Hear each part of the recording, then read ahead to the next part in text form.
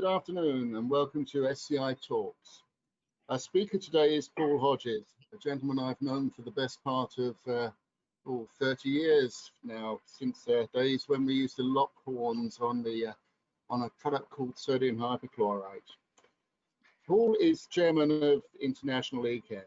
Since 2001, International Echem has built a reputation as a trusted commercial advisor with a global focus. Its clients include many of the world's major companies and investors. He publishes the PH report and serves as a global expert with the World Economic Forum. He is a regular speaker at international conferences and writes regularly for the Financial Times and other leading media. He has been widely recognized for his pioneering work in identifying the impact of aging baby boomers on the economy, and his foresight in warning of the 2008 financial crisis. Paul is also a non-executive chairman of Metech Solutions and a director of recycling technologies. Prior to launching IEC in 1995, Paul spent 17 years with Imperial Chemical Industries, ICI, in the UK and USA. He held senior executive positions in petrochemicals and chlor-alkali, and was executive director of a $1 billion ICI business. Paul is a member of the Energy Institute and is a Freeman of the City of London. He's a graduate of the University of York and studied with the IMD Business School in Switzerland. He lives in Portugal, is married with 2 sons, and is a tennis, cricket, and skiing enthusiast. And with that, Paul, I shall hand over to you. Thank you very much. Hopefully, you can now see the screen. And welcome to the lecture. I'm only sorry we're not all in the room. I was bribed by Martin to be there for the promise of some bubbly afterwards in the garden on a lovely summer afternoon, but instead I've brought along my cup of tea. So thank you very much for joining me. What I want to do today is to talk through the changes that are underway in the industry, and I don't want to sort of dwell too much on today. I think we all know, we've been in lockdown long enough. We don't need to be reminded about all that. Thank you very much. So what I want to do instead, which I think is more positive, is to talk about the future. And I think we're going to go into a new normal, as we've been saying for some time. And this new normal is going to be quite exciting. It's going to be particularly exciting for people who are forward-thinking and looking for new things to do. It won't be quite so exciting for people who are hoping that it will all go back to normal and we don't have to do anything and so on. This is one of those great moments in time where things change. And the thing is, very simply, we all like business as usual. It's lovely to know that you're going to do more or less the same today as you were yesterday, and probably tomorrow will be more or less the same. But on the other hand, we all know that the future doesn't continue in a straight line. It changes, and we're at one of those moments. So the key moment, as Martin said there, is globalization. Very important. World population moved from 2.5 billion people in 1950 to 7.8 billion today, more than threefold increase. Obviously, fantastic amount of demand. Most of them were young, in what we call the wealth creator, 25 to 54 age group, born after the war. So fantastic time for the chemical industry, and you need lots and lots of stuff you globalized. Now we're moving into a world where, luckily for some of us, like myself, we don't die at 55 or 60 and so on, as we used to in 1950 or before the war. We live on for another 15 or 20 years, but to be honest, we're nice people, Martin and myself, but we don't do much for demand because we own most of what we need. We're not having babies anymore. And so if you want to do business with us, you have to change the business model. And we are a large proportion of the economy, as I'll show. So I want to talk about this. I want to talk about paradigm shifts, and there are obviously lots of time for questions. One thing I'd say is that the chemical industry itself is a wonderful leading indicator. And so if you want to know what's happening in the world and the world economy, you don't have to bother with forecasts or anything else. You just have to look at what's happening in the chemical industry. This is data from our friends at the American Chemistry Council, and very up to date. We're just about to get May, and you can see that we've been falling off a cliff. COVID was a catalyst for the recession, but it wasn't the cause of the recession.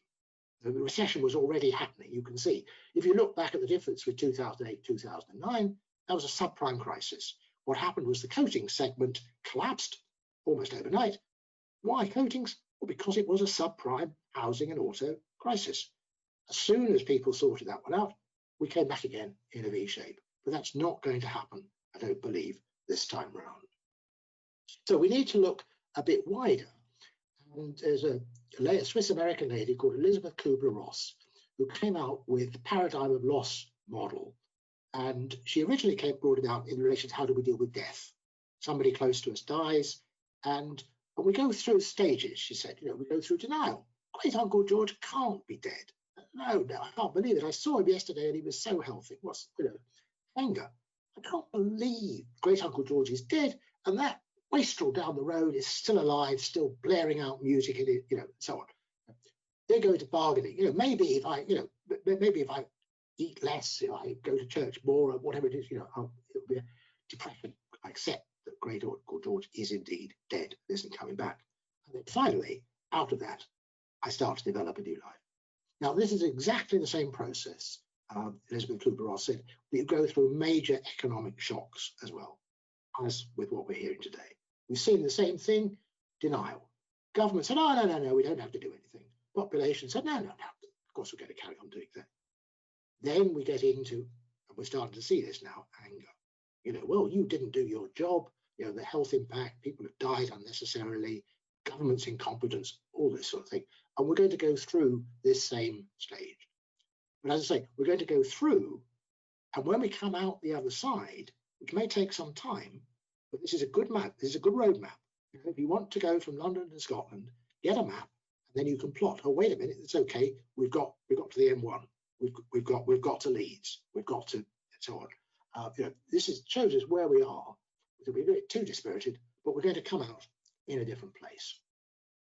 So let's just look at this demographic picture here. Now, the great thing about our life is that just over 200 years ago, Gloucester doctor, Dr. Jenner, discovered that cowgirls milking cows didn't get smallpox. They got cowpox, and cowpox seemed to provide immunization against smallpox. And smallpox was the great killer of our time, really the great killer, as you can see. 60 people in every 100, Voltaire says, got the smallpox, and 20 of it die in the most favorable thing. That's why life expectancy was only 30 or 35 in all the major countries. And suddenly, almost overnight, I don't know if anybody watched the series Catherine the Great.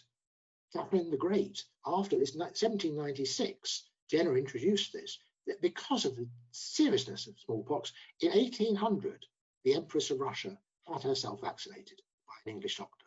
It was that quick and that important, and it changed our lives completely, because as you can see, nothing much had happened in life expectancy, particularly it was nasty, brutish and short, as people said in the Elizabethan times.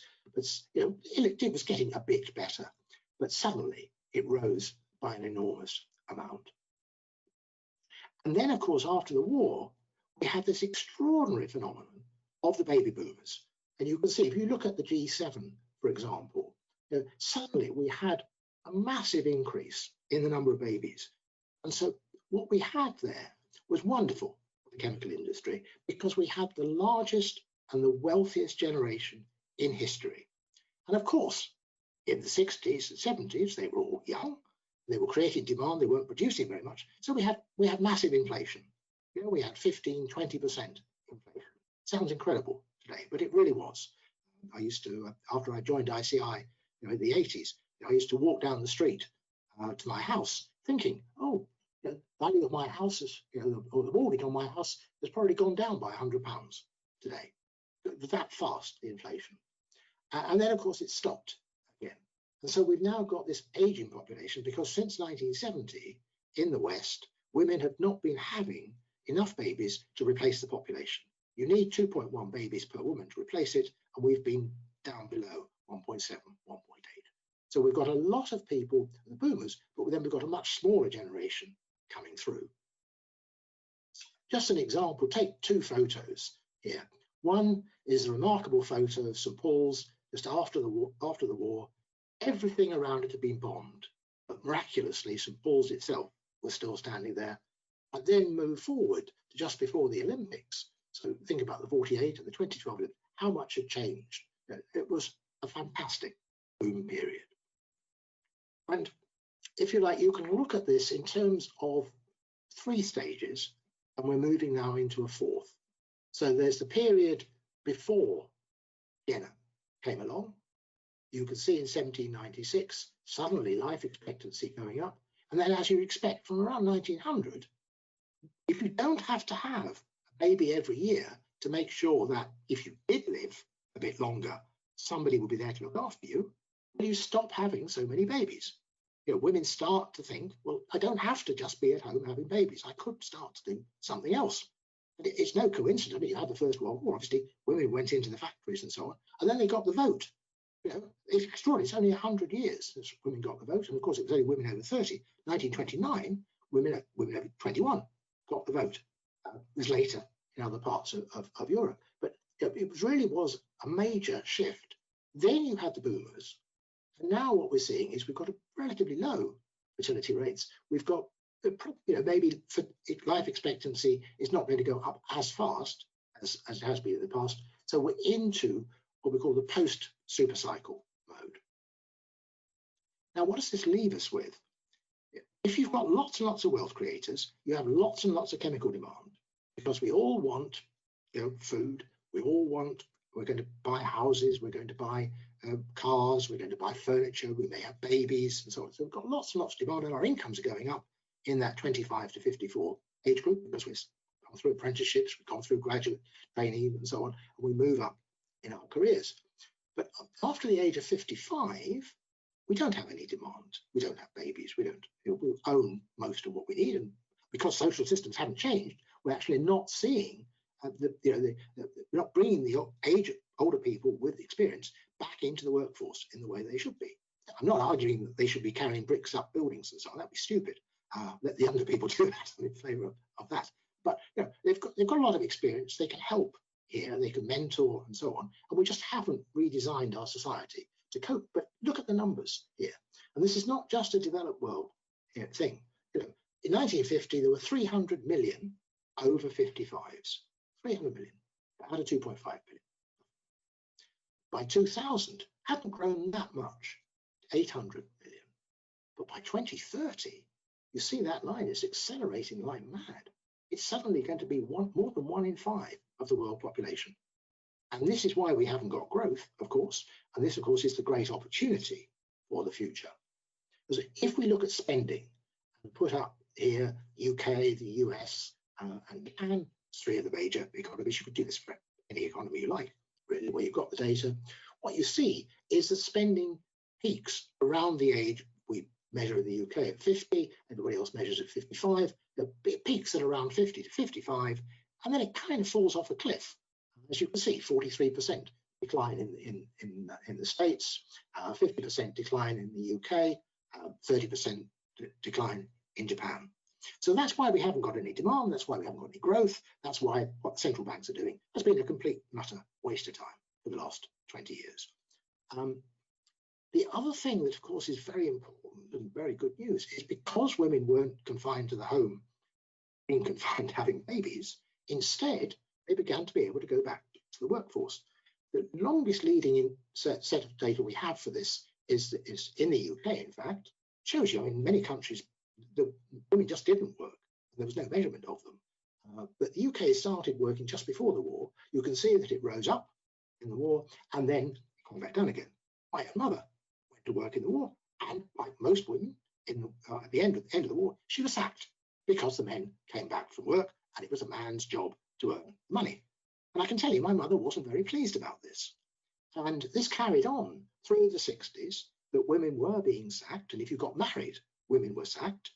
Women got quite upset about this, and people like my father and so on also got upset about it. And so we started to get the Equal Pay Act. Well, companies went round that. They said, oh yes, you all got equal pay. It just happens that all the women are on one grade and all the men are on a higher paying grade. excuse me.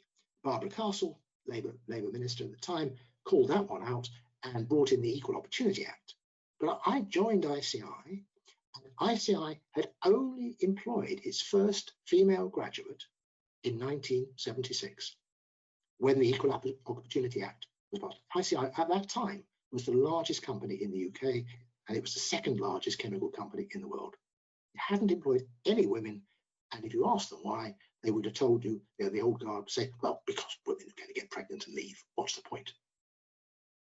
You draw your breath, don't you? And you think, what on earth? But that is only 40, 45 years ago. So it's really, and you look at what's happened. I mean, it's obviously a lot further to go. But the difference this made, because suddenly more and more women went back into the workforce after having children, and they got higher paying jobs. It wasn't perfect. Nobody pretends it's perfect, but you can see female participation moved up to around 2/3, and female relative pay moved up. Now, imagine what that did to demand. It turbocharged demand, because suddenly you had two-income families for the first time in history. That's why we had this wonderful boom from the 80s onwards till 2000. Where are we today? If we look at the world and we divide it up by GDP per capita, in other words, the country's GDP, how much per each of us, versus median age, what you see is that we group, if you take the G20 group, world's wealthiest countries, we've got a group of rich but old countries, Europe, the States, and so on. You've got a group of poor but young countries, Saudi Arabia, Turkey, South Africa, India, and you've got a little group of poor but aging groups, China and Russia. And so when we start to think about the new opportunities, it's helpful to keep those segments in mind, because what we need to do is very different. If you've got an older age group, but they've got some money, then that's one set of demand. If they're younger and they haven't got very much money, then you need to think of something else. And similarly, you're sort of in between. So very important to start thinking about demand patterns here. Now, just before I get into that, I want to talk about the speed of transition and the concept called the S-curve. And the thing about the S-curve, which I'll come to in a second, is that it takes place slowly to start with, but then with a rush. So here are two photos taken, luckily enough, from identical place on Fifth Avenue in New York, the Easter Parade, separated just by 13 years. So in 1900, if you look really carefully, the top, so middle left, you can see one car. Everything else was horses. If you look really carefully in 1913, you can see one horse-drawn carriage. In 13 years, it completely changed. Now, why is this? It's because new innovations follow an S-curve. So the bottom of the S-curve, you sort of like, you're going along the bottom, you don't really quite know what it is you're doing. The people you want to sell to don't really understand what it is you've got. They say, oh, we're quite happy with horse-drawn carriages, they're very nice and so on. If you say to somebody in 1900, what would you like? They say, well, I'd like a more comfortable horse-drawn carriage, please. They wouldn't have said, I like a new car. I mean, Sony were the great inventors of this, and realized they didn't do focus groups. When they came out with the Walkman, well, nobody was going to buy a Walkman. Why would you buy a Walkman? What would you have said to the focus group? Do you want to buy a tape recorder that doesn't record? Well, why would I want that? Do you want to hear music? Yes, please. Without the bother of recording? Wonderful. Yeah, and that was that's the new thinking that came in. But you can see all these S curves there. And what's important, of course, is that they're all speeding up. If you think about how fast the internet took relative to the telephone, extraordinary to get to 80 or 90%. So all of this is happening very much faster now. And that is important today for what we're going to be looking at. So I just want to talk about some key paradigm shifts now. And let's hope to get some questions, because it would be great to have a dialogue here. But the first one I want to talk about is energy abundance. What's he talking about? Energy abundance. Come on. No. Really, truly, there have been times in the last couple of months where the electricity companies have paid people to take electricity. Because if you've got wind and solar and you've got a lot of it, and even if you shut down coal, in the UK, for example, coal didn't run for, I think, 65 days or something. It may still not be running. They were saying it might not run until September or October. So you've got rid of coal, you've still got more energy than you need, more electricity, and so you pay people to take it away. Now, what does that say about the oil price? It says, you know, we don't really mind very much about it. It's not something that's going to be important in 5 and 10 years' time anymore, because renewables are taking over.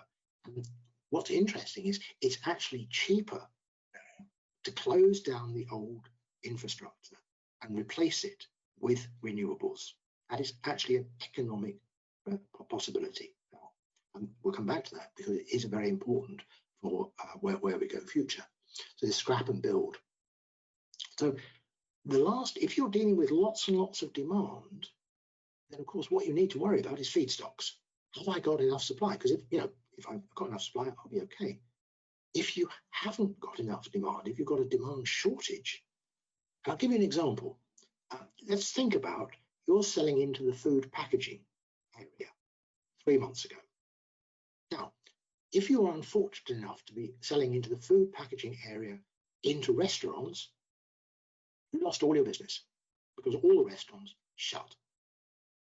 On the other hand, if you put your food packaging, you're putting your food packaging into the retail supermarkets, you are overwhelmed with orders, literally overwhelmed with orders.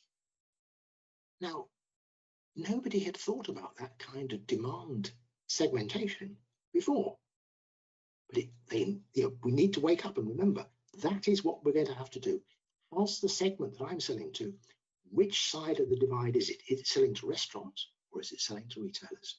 We need to think about that very carefully now. We don't need to worry about feedstocks. So it's a very interesting question for chemists and others. Some of you, Martin and myself, the more experienced members of the community, will remember the great Kevin Costner movie Field of Dreams, where the idea was you're going to build this baseball park in the middle of nowhere and all the old greats will come out and play. Wonderful movie, recommended if you go on Netflix or whatever. But we as an industry, lots of industries, operated in this basis. We don't need to worry about demand. We don't need to worry about customers particularly. The IMF tells us growth is going to be 3.5%, and we know that our product sells at 1 times GDP or 1.5 times GDP or whatever it is. So we just say, right, it's going to be 3.5. That means we need to invest in another plant. Boom, off we go, and we go and do it. But that's a supply driven. Now, this new normal world, as I was saying, is going to be demand-led.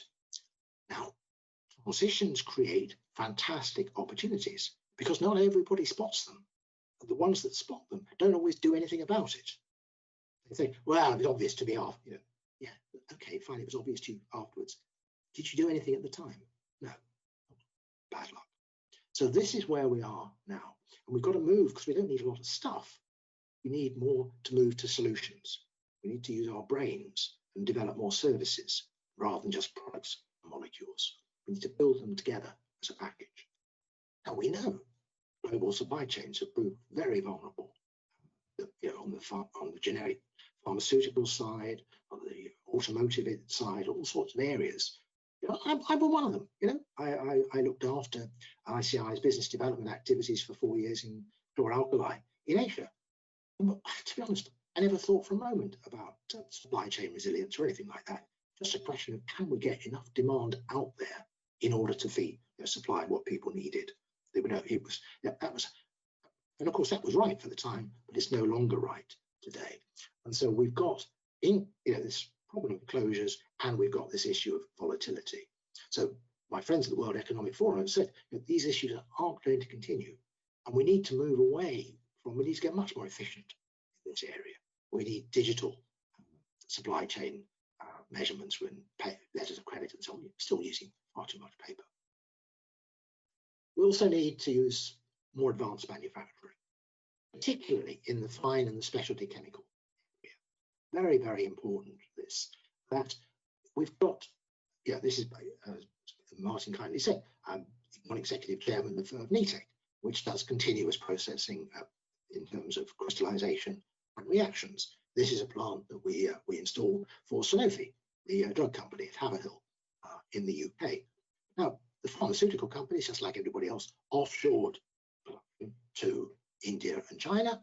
They didn't realize, they didn't think about the vulnerabilities for their supply chain, but now it's going to have to be reshored.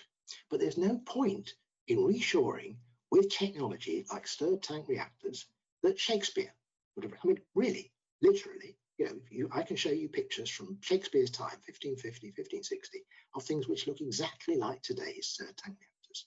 So when we move all this stuff back, when we reshore it, let's for goodness sake use modern digital, continuous and bio-enabled technology, because that will A, be more efficient, it will be safer, it will be greener because it uses less resources. It doesn't have 36-ton reactors anymore. You can see, that's what it does. It's faster and it's cheaper.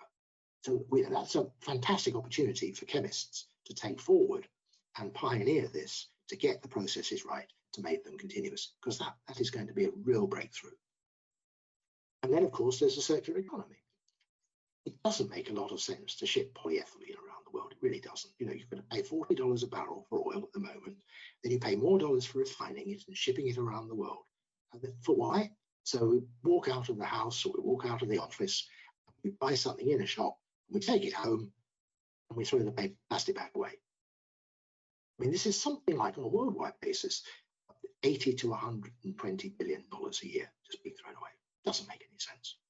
So what we need to do is this part of the new plastics economy thinking, and the Ellen MacArthur Foundation work, is we need to turn waste sites into resource centers. There's literally in every country, there's millions of tons of plastic sitting there. Why aren't we making use of it in the way that we naturally recycle iron and steel and so on?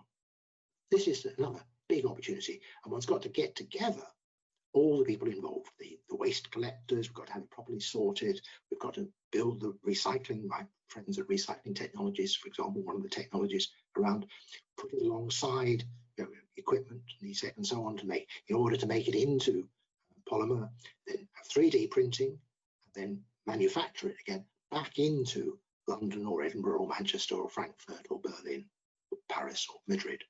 So we have a genuinely circular economy, which will be much more efficient, much more effective, and cheaper in the long run. So these are the kind of opportunities that we need to think. As I say, thinking out of the box a bit. We all know, of course, our friends in the UK audience will remember Winnie the Pooh, Christopher Robin. What I like doing best is nothing, said Christopher Robin. That's it. It's just, that's all really interesting, Paul. But actually, if you wouldn't mind, I'd just like to go back to what I was doing. I might have a cup of coffee now. Very interesting, but that's not where we are. We can't introduce the but.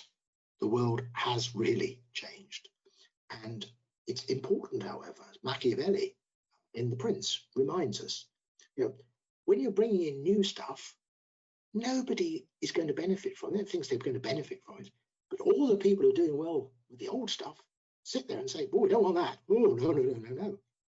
So don't underestimate the political challenge. It's the right thing to do, but one has the political challenge to make it all work properly. So where does that take us? Title was winners and losers. So let's dive down into winners and losers then. So I always like to start with critical success factors. What are the 4 or 5 key things that I really need to be doing in order to make sure that I'm on the right track? First one, as I said, is to be demand-led rather than supply-driven. Second is I've got to be able to do change management, because it isn't business as usual. There's a lot of change going on. Similarly, I'm not really sure, if I take you back, over those 5 changes, how quickly are they going to happen? They're all interlinked. Some of them, because they're interlinked, will go much faster. Some of them will get blocked because they're interlinked for a while. So I can't tell you exactly, well, in 2 years' time it's going to be like that, and then in December 23, or you've got to think through a wide range. You've got to be flexible about this. Also, you've got to be agile. So the world is changing. oh, I wasn't quite expecting that, but I thought it might happen. I thought it was only a 5% probability. Oh my goodness, it's happened. Let's jump over onto that. And of course, there is this enormous danger of, oh my goodness, it's so difficult. Oh dear, I wish we could go back and do nothing. We actually have to be orientated. We've got to be creative here. The world is relying on us because there's no other industry apart from the chemical industry who can do this, really. So winners and losers, the losers are pretty obvious, really. They're the people who say, oh, forget about it all, I don't really care. Yeah, I'll just wait for the Bank of England to sort it all out. And if they don't, well, I'm sure they will. The winners say, yeah, that gives us a great opportunity. It's new challenges, new demand-led, and new paradigm shifts, personal and work contact, for example, reusable packaging, reduced waste of food. I mean, do you realise we lose in the Western world somewhere between 30 and 40% of all the food that we grow and all the water that we produce? It's the same in the developing world, 30 to 40%. What a waste of resources. If we want to do sustainability, we don't have to do a 30% increase. We just have to get better at doing what we're already doing. And modern manufacturing is obviously one of those areas. So this is my final slide. It's been great to have this opportunity. As I say, it's a pity that we're resigned to a cup of tea rather than a glass of bubbly, but no doubt we'll be able to rectify that some other time. So the key points are, we've got to focus on sustainability and affordability. You can't be more expensive because people haven't got a lot of money. And so it's got to be affordable as well as sustainable. But look at the opportunities, mobility, flexible contact. We've all got into video. This is a video instead of being there, and so on. We've got video, we're doing Zoom calls with our friends, and I'm doing Zoom calls at work. Doesn't mean we won't ever do physical sessions again. Of course we will. That's very important too. But we've got a new mode of doing things now, which can be quite helpful. We've got shelter. We're always going to need shelter. Renewables and conservation are going to be critical. Water, clean water and sanitation are absolutely critical. This has been brought home to us. Importance of washing hands and so on. Generation that may not have quite understood the importance of washing your hands has been reminded of that. And also the health side of things. It's digital healthcare. That's clearly going to move on a lot in the next few years. And the chemical industry has a great deal to offer in that area, not just in pharmaceuticals. And then in food, with intelligent and reusable packaging. It's fine having a sell-by date. Of course it's a sell-by date. But why don't we have biomarkers that tell us if the ham is actually still fit to eat? Because it was it's dated, the sell-by date of the 20th of June. Could I throw it out because I forgot about it in the back of the fridge? Or is it still safe to eat for my lunch today? Why can't the chemical industry take advantage of opportunities like that? So that's enough from me. Thank you very much for joining, and let's have some questions. Thank you, Paul. That was an excellent and very insightful presentation from you. I think at this point you need to imagine a full auditorium cheering you and full of applause. So here's one pair of hands. Thank you, Martin. Thank you very much. Now, can I please pass over to Heather and Bryony, who can funnel the questions through to you. Thank you, Martin, and thanks, Paul, as well, for a really interesting talk. So just the first question to start us off then. Paul, you mentioned about reshoring production and advanced manufacturing, which will obviously be cheaper and safer and greener. But what is the time frame for that? Do you have any idea of how long it would be for us to get to that bio-enabled technology up and running?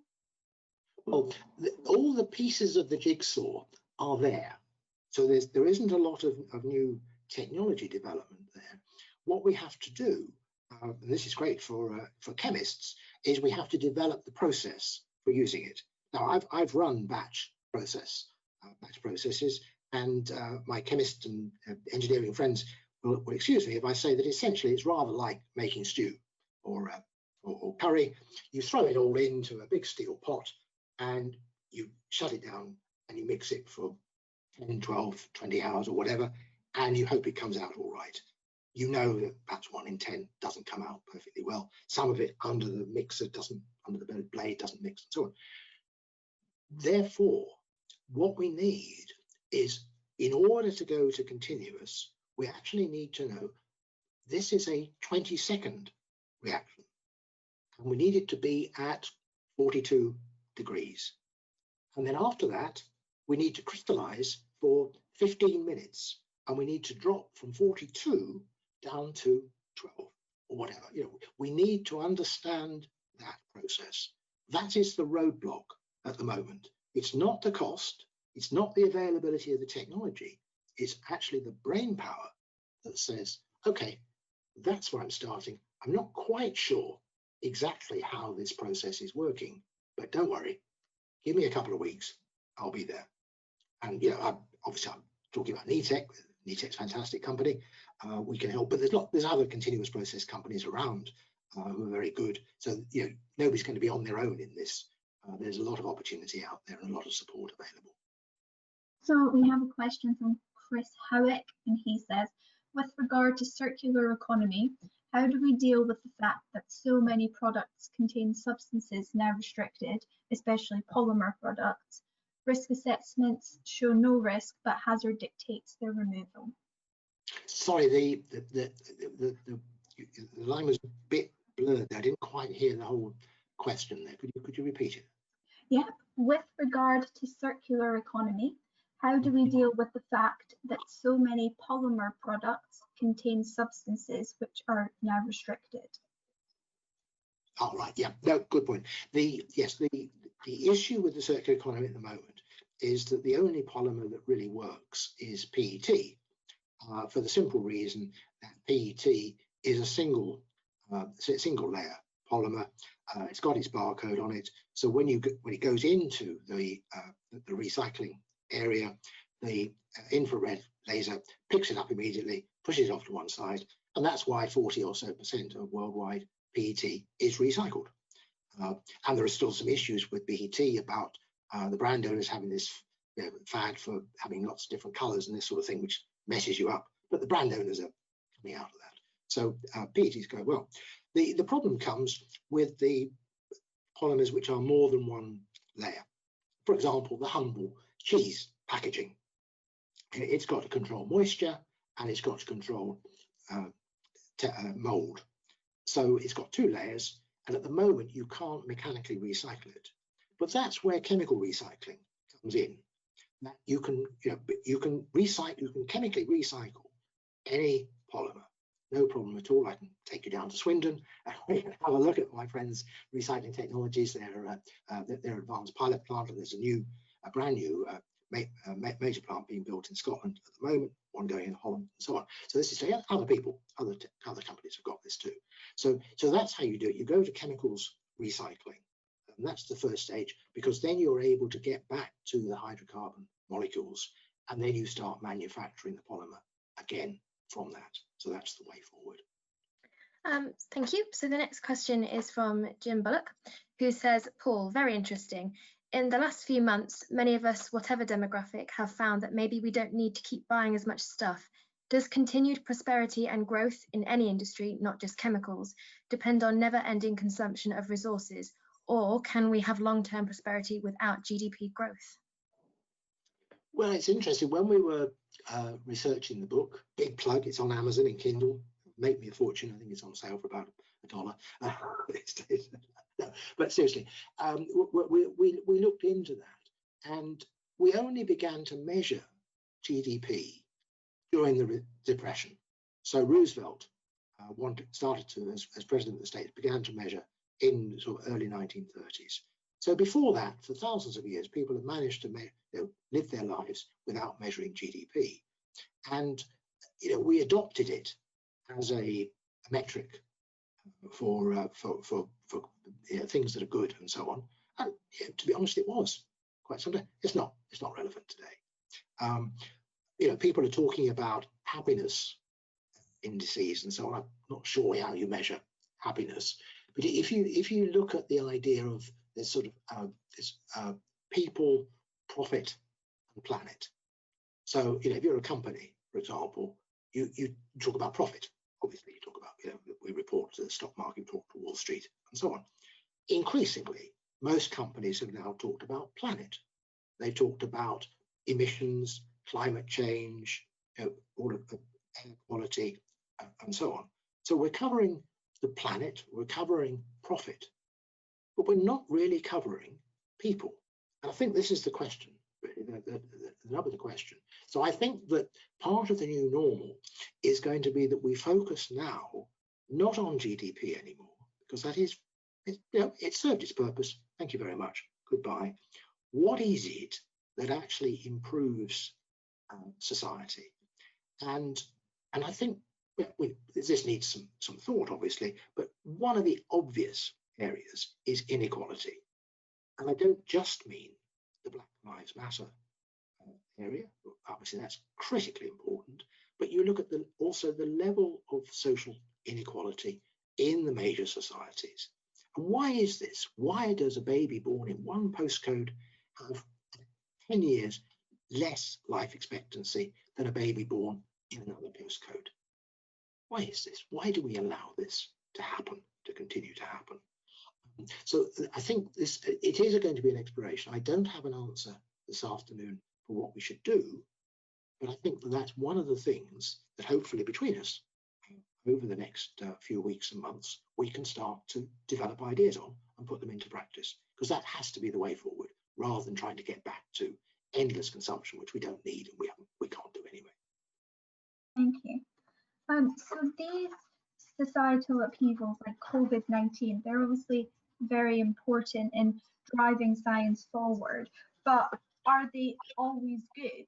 Some companies will just close altogether, and was this inevitable, and is it something that needed to happen? Well, I think any company closing is obviously sad. And it's very sad for the people who work there. It's very sad for the people who rely on them as a customer and rely on them as a supplier. On the other hand, Schumpeter, the great Austrian economist, had this idea of creative destruction.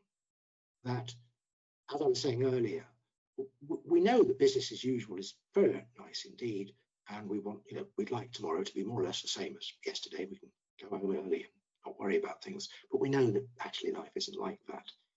And the concept of creative destruction is that you have to re-identify yourself against evidence, so to remodel yourself quite often. In some industries, like electronics, you have to do it very fast. If you think about the electronics industry, and you think about the kind of smartphone that we're buying today, and the kind of smartphone that you bought 3-4 years ago, well, nobody would buy that today, sort of thing. So if you didn't keep up with the tide, you'd fail. And we've seen some very innovative, very good companies simply miss the boat. I mean, remember Nokia, people who pioneered cellular phones and pioneered digital technology. They caught that wave and then they missed the smartphone wave altogether. And they've recovered again. But it shows you. Now, the chemical industry, why we struggle with this is because we are more of a Napa Valley kind of industry. It takes us 5 to 10 years normally to get our processes together and get our plants together. And then it runs for a very long time. We're a good, fine vintage wine. Only we're not anymore. And that's the challenge. The change is starting to speed up, as I was saying, about the paradigm shifts. And that's why this shift to modern manufacturing, continuous, is so important, because it is so much faster. It's also cheaper. Now, why is that important? Well, it's cheaper, obviously. It's cheaper, it's better for customers, but it's also better for investment. I've done, over the years, 100 million, 500 million, billion, even $10 billion projects around the world. Now, those are very risky. If you're not certain about where the next lot of demand is coming from, look at the States. The States has spent $200 billion on new shale gas investments for polyethylene. I'm sorry, I think they've made a mistake. And they're going to lose their shirt, because we don't need that polyethylene. Now, look, so the risk level of these large projects is very high because you're focused on that. But if you move to, as Schumacher used to say a long time ago, book probably come back into fashion, called small is beautiful. It's actually much less risk and much less difficult to put in a small, continuous, local plant. You could probably do it for a few million pounds or euros. And so you can experiment a bit. Not if you're a very small company, but if you're a medium or a large size company, you can actually afford to experiment and get it right. And so this is, again, one of the great opportunities of our time. I'm glad we're focusing on manufacturing, because I do think it's absolutely key. We've had lots of sort of talk about other areas, and we kind of understand them, but the manufacturing bit has been a bit of a Cinderella, and I don't think that's right, because manufacturing people that I know are very high quality and very bright. They just haven't been given the opportunity to do this, and the research chemists to work with them to say, all right, let's give this a try. And I think we are now going to do that. Thanks very much. So next question is from Timothy Reynolds, who says, thanks, Paul, Martin, and the SCItalks crew. An excellent talk. How do you see Brexit impacting the future of the sector? I hope we get away without talking about Brexit. Sorry. I mean, I'm sorry, this isn't a political point of view. Brexit, as I think 85–90% of people in the chemical industry think, is just a complete disaster and a complete and utter waste of time and effort. And so what are we doing employing 50,000 more customs officials? Is that, if we've got so much money that we want to waste it on 50,000, we're going to have to produce 400 million new customs declarations. 400 million every year. I mean, we must have better things to do with our time. It's just an enormous distraction. I mean, it came about, obviously, because a large number of people felt they were being ignored. I understand that. I mean, that's the inequality area. I understand. I've lived in the Northeast, I've lived in the Northwest. I understand the issues there very clearly. But those issues are not going to be solved by Brexit. They're going to be made worse.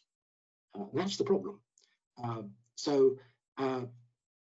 It's going to add an additional level of complication, it's a mild way of putting it, to our lives. And I don't see any easy way around it now. I mean, we set up a group of us ready for Brexit. You can go online, it's ready for Brexit, it's the name, .co.uk, and we tried to put together the information that you need, because, to be honest, the government hasn't given this information. It doesn't. There's very few people not everybody. There are people in government who I've talked to who are very good, but most people in government have never run a business. They've never actually run a chemical plant. They've never looked at reach. They've never looked at how do you get a customer, how do you build the relationship, and all these things. They're automotive industry, the just-in-time supply chains and everything else. They don't understand it. And to be honest, a lot of them I don't think care. It's politically driven, and if it all goes wrong, well, we just did it because that's what the focus group told us. I think we have to be prepared for a rocky ride, frankly. We can still cross fingers that it will all go away, but it doesn't seem much chance of that at the moment. Thank you. A question not about Brexit, thankfully. So the flavour and fragrance industry has rapidly moved to biomanufacturing and greener chemistry in response to the consumer-driven demand for all natural ingredients. But what do you think the drivers for other parts of the chemistry industry might be? And that's from Craig Duckham. Yeah, no, I think that this is a very interesting area, and I look at it. There's quite a bit of a flag wave. There's companies around like Oxford Biotrans and so on, which are replicating expensive natural fragrances. So that's very clever use of modern biotechnology. And so a better product, more consistent quality, cheaper, more available, and so on. And I think that shows us another side of the approach, that what the companies are doing there. I think, to be honest, the flavors and fragrances companies have always had this focus on the end user, on the consumer. What does our customer want, not yesterday or today, but what are he or she wanting tomorrow? What is it? What's the gap here? And they're fanatical about trying to understand what it is And well, okay, that's what's needed. So how do we do it? And coming up with solutions. So I think that is a very good model for the rest of us. You know, we tend to say, well, you want chlorine, I've got chlorine for you. You know, yeah, it's the same chlorine I gave you 100 years ago. Well, you know, maybe that's not quite enough anymore. Maybe what we need to do is to think a bit out of the box, and how can the benefits of chlorine, which was what we went through. I used to say when I was running the business, SCI's business as it was at Runcorn, you know, we used to say, you know, probably what they did was they had this salt and they had electricity and they made it into chlorine and caustic soda, and lots of ships going past Runcorn into Liverpool, and they, you know, took samples from each of them and said, well, actually chlorinating wheat doesn't seem to work very well, but chlorinating this, oh yeah, that seems to work. And they were very adventurous. You know, they accepted that mistakes happened, but, you know, obviously under control. But you know, they were adventurous, and that I think this sense of discovery is very important, and that's where I think the flavors and fragrances industries can show us a good example. Brilliant, thank you very much, Paul. I think that's all for today, so I'm just going to pass back over to Martin now. Thank you. Thank you, Bryony. Thank you, Heather. Thank you, Bryony, and thank you once again, Paul. That's been an excellent way to spend an hour listening to some very interesting and, as I said, insightful views about how society is moving forward. Yeah, so once again, many thanks indeed for that presentation. Now we've got a whole series of further talks coming up. The next one on 9th of July is Robert Harrison, who will be talking about the myths and realities of the manufacturing digital revolution, which also ties in with what Paul was saying about advanced manufacturing. On the 6th of August, Melanie Loveridge will talk about lithium-ion batteries, Degrade and losing their capacity, the Iliad and the Odyssey for lithium ions. That's an interesting one. I wonder whether she'll talk about, shall we say, the overall impact of extracting lithium and also the rare metals which are used in batteries, and the damage to the environment compared with the damage created by fossil fuels. Richard Jones will be speaking on the 3rd of September about productivity, regional growth and rebalancing the UK's economy, the role for the chemical industry. And finally, on the 30th of September, Ruth McKernan will talk about the quest for effective dementia treatments. So many thanks indeed to everybody for coming along and spending time this afternoon with the SCI Talks. Thank you for your interest, and we look forward to welcoming you again at some point in the near future. Thank you once again. Thank you.